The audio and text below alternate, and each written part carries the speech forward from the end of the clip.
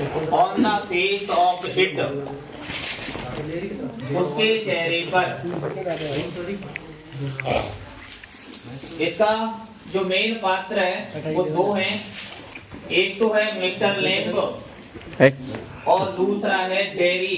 ध्यान से सुनना, अगर एक बार इसको ठीक तरीके से समझ लेंगे तो आपको पढ़ने की कोई आवश्यकता नहीं पड़ेगी। इसका पूरा सारांश पढ़ना है, बेहतर तरीके से समझ में आ जाएगा, सारे क्वेश्चन आंसर सॉल्व हो जाएंगे इसमें। देखिए, मिस्टर लैम्ब यह एक बुजुर्ग व्यक्ति है। इसकी एक टांग टीन की है, क्योंकि एक युद्ध के धमाके के दौरान उसकी एक टांग क्या हो गई थी, उड़ गई थी, धमाके में उड़ गई थी। तो इसने फिर क्या किया था, एक टीन की टांग लगवा ली थी, एक आर्टिफिशियल टांग लगवा ली थी टीन की। बच्चे उसे लंगड़ा लैम्ब कहकर के पुकारते थे, फिर भी उसे बच्चों से कोई नफरत नहीं थी। वह बिल्कुल भी बच्चों से नाराज नहीं हुआ करता था, वो बच्चों से बहुत ज्यादा प्रेम करता था। उसका स्वयं का एक सेबों का नाशपातियों का बगीचा है, उसका स्वयं का एक घर है, जिस घर में पर्दे नहीं है, लेकिन वो घर अंदर से किताबों से और अन्य चीजों से बिल्कुल भरा हुआ है।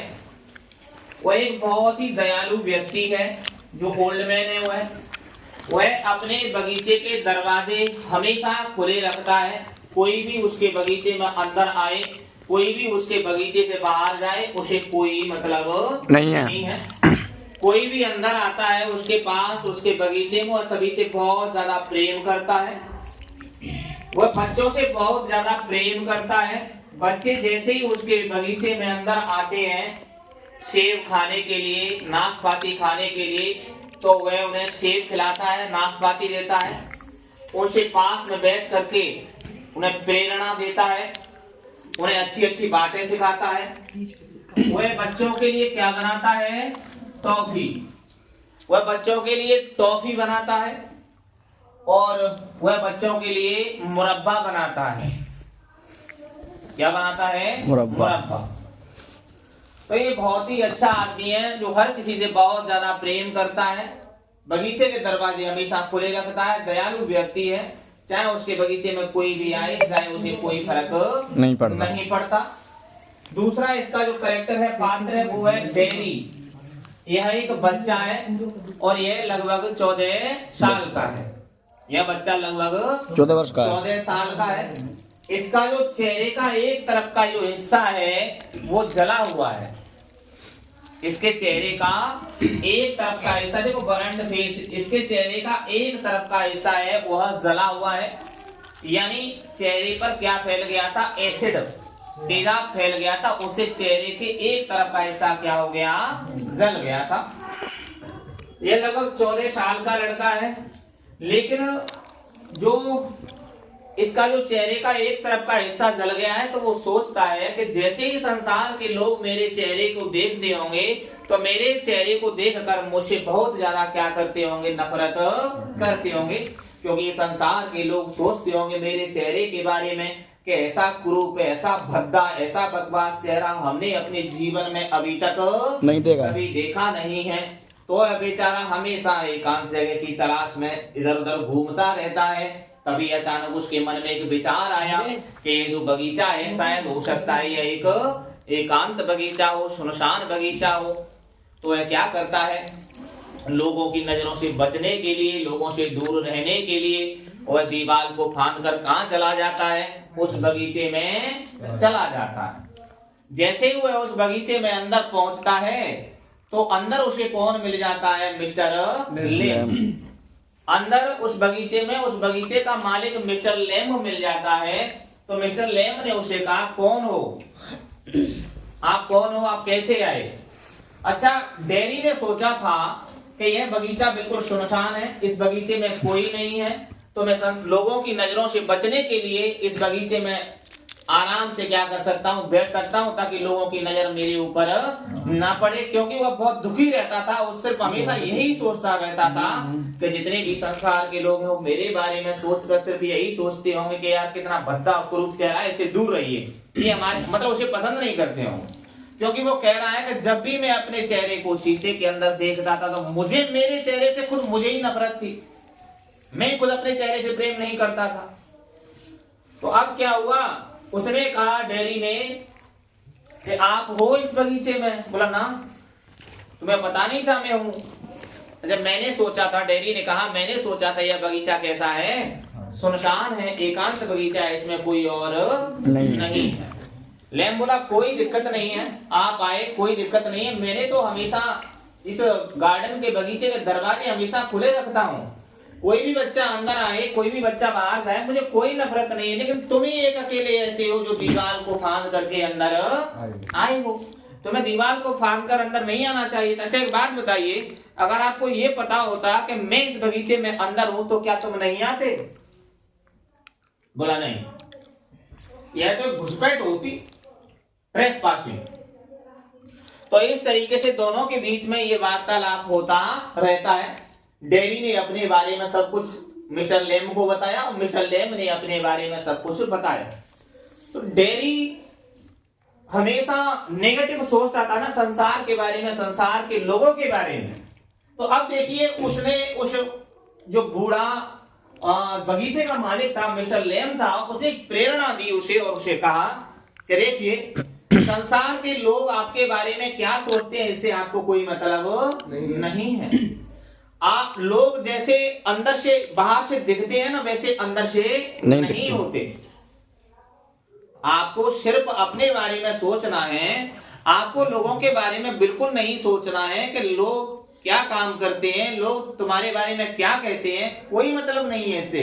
अब देखिए बच्चे अंदर आते हैं और बच्चे मेरी टांग को देखते हैं, क्योंकि मेरी एक टांग आर्टिफिशियल है, कृत्रिम है, टीन की बनी हुई है।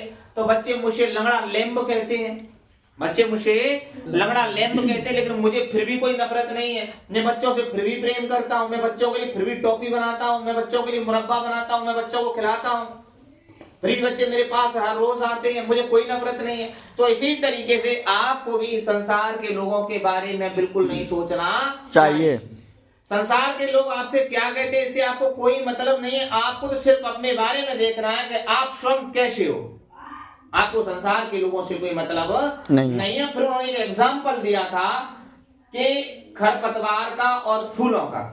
कि देखिए मान के चलिए हरे पेड़ पौधों का बगीचा है, कई लोग तो उसे खरपतवार कहते हैं। और खरपतवार जानते हैं मतलब ऐसे पेड़ पौधे जो किसी भी काम के नहीं होते, अनावश्यक पेड़ पौधे जो वैसे ही उगाते हैं। तो कई लोग तो उसे खरपतवार कहते हैं और कई लोग उसे फूलों का बगीचा भी कहते हैं। तो अंतर कहाँ है? तब उसने कहा कि आपको संसार के लोगों के बारे में बिल्कुल भी नहीं सोचना चाहिए कि संसार कैसा है। दोनों के बीच में वार्तालाप होता है। वह बताता है कि मेरी मम्मी घर पे रहती है, मेरी मम्मी ये सोचती होंगी मेरे बारे में, बेशक 14 साल का हूं लेकिन फिर भी मेरी मम्मी मेरे बारे में क्या होंगी, चिंतित होंगी। अब उसने आगे एक एग्जाम्पल दिया था, जैसे ही उस डेरी को प्रेरणा देने के लिए, डेरी के दिमाग से वो नेगेटिव सारी चीजें जो थी उनको हटाने के लिए, कि यदि आप इस संसार के लोगों से इतना ही डरते हो तो ये क्या मतलब हुआ। उन्होंने कहा कैसा है, फिर आप अपने आप को एक कमरे में क्या कर दो, बंद कर दो। अगर डरते हो तो कमरे में बंद कर दो, बाहर क्यों निकलते हो? क्योंकि एक दुनिया में ऐसा व्यक्ति भी था जो मरने से बहुत ज्यादा क्या करता था, डरता था। तो उसने क्या किया, उसने अपने आप को एक कमरे में बंद कर दिया। अब किन किन चीजों से डरता था वो? मरने से।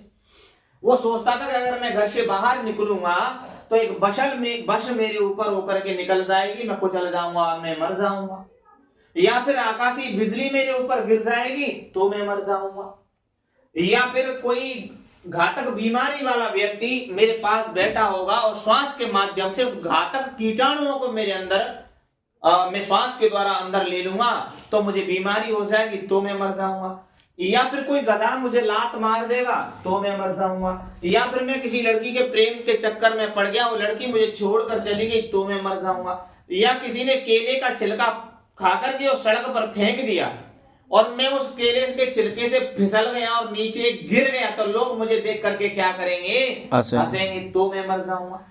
तो फिर उसने क्या किया? उसने अपने आप को एक ताले के अंदर बंद कर दिया।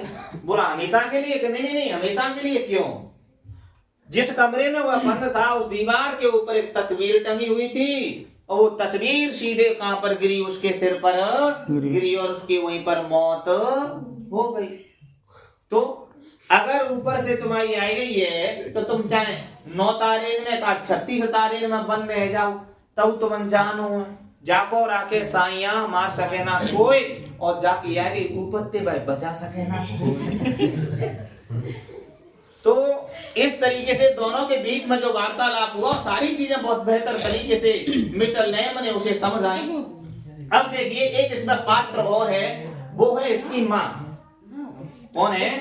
डैनी की माँ। जो डैनी की माँ है वह डैनी से बहुत ज्यादा प्रेम करती है और डैनी के बारे में बहुत चिंतित भी रहती है।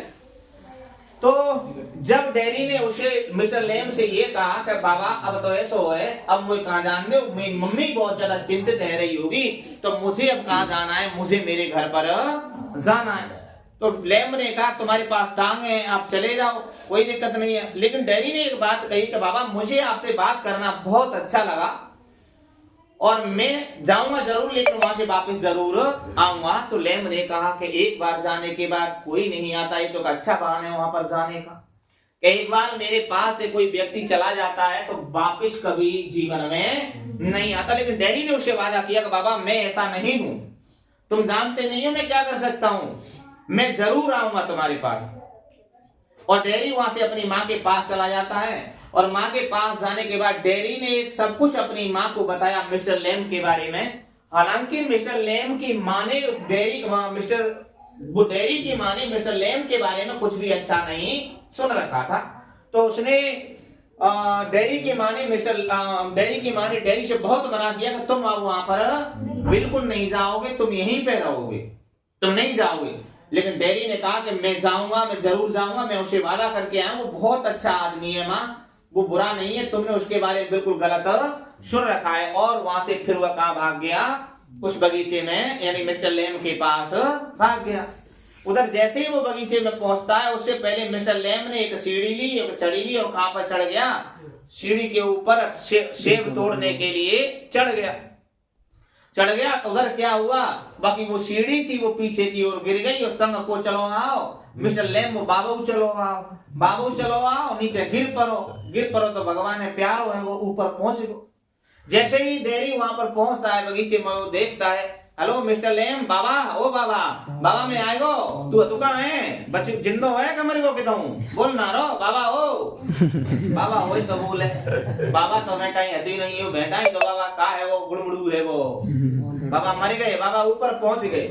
जैसे ही मिस्टर लैम दौड़ता हुआ, वो जैसे ही डैनी दौड़ता हुआ और उसके पास मिस्टर लैम के पास पहुंचा तो वो नीचे पड़ा हुआ था और उसकी मृत्यु हो गई थी। तो मिस्टर लैम, वो डैनी घुटनों के बल बैठ गया और उसे देख करके जोर जोर से क्या करने लगा? रोने लगा। तो इस पूरे जो प्ले है, ये जो नाटक है, इसमें दोनों में एक बुजुर्ग व्यक्ति एक बच्चे की फीलिंग्स क्या होती हैं, एक बच्चा बुजुर्ग व्यक्ति के बारे में क्या सोचता है और बुजुर्ग व्यक्ति के बच्चे के बारे में क्या सोचता है, अर्थात उस बुजुर्ग मिस्टर लैम ने उस डैनी को किस तरीके से प्रेरित किया था, इसके बारे में पूरा ये ताना बाना बना गया है, बताया गया है। ठीक है, तो अब समझ